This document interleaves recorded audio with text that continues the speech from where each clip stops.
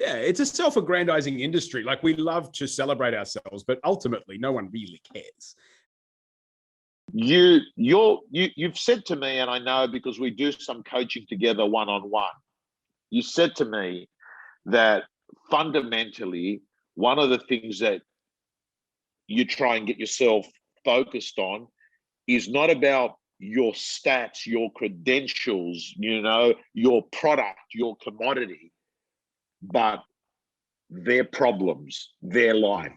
I want you to elaborate on that, Yeah, look, they have called you there for their reasons. You are, it's very easy to sit down. Like, I very rarely will sit down and just go line by line through a CRM through a CMA with somebody. I just don't normally do that. I'll give them the information.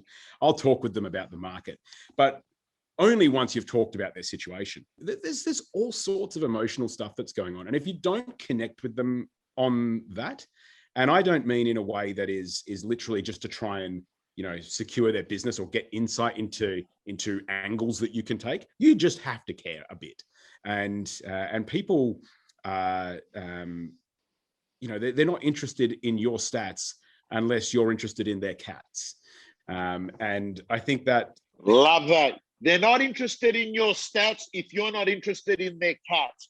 I reckon that one sentence. If you're about to walk into a listing presentation, Mark, and as you're walking from your car to the front door, if you just reaffirm to yourself as an affirmation, they're not interested in my stats unless I'm interested in their cats. That will get you in the right frame of mind to sit there and to be totally centric on them, not centric on yourself. That's the problem with listing presentations. Everyone's so madly in love with their own listing presentation, Yeah, it's a self-aggrandizing industry. Like, we love to celebrate ourselves, but ultimately no one really cares.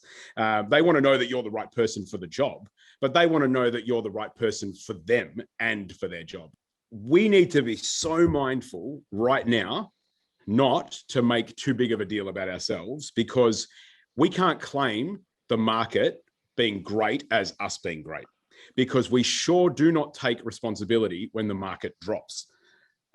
We might have a few conversations when we're presenting offers where we do feel like the GOAT, but did we sort of feel like, oh, well, we're personally responsible for the market declining, well, like it did in Perth, 5 years ago. So no, I mean, we are responsible for doing the very best with what they've got. Now, it could have been down to their presentation. It could have been down to the location, the neighbors, anything that's uncontrollable. But at the end of the day, you might not get their other listing. However, if you can sleep knowing you did the very best for them, then you're going to have to let that one go.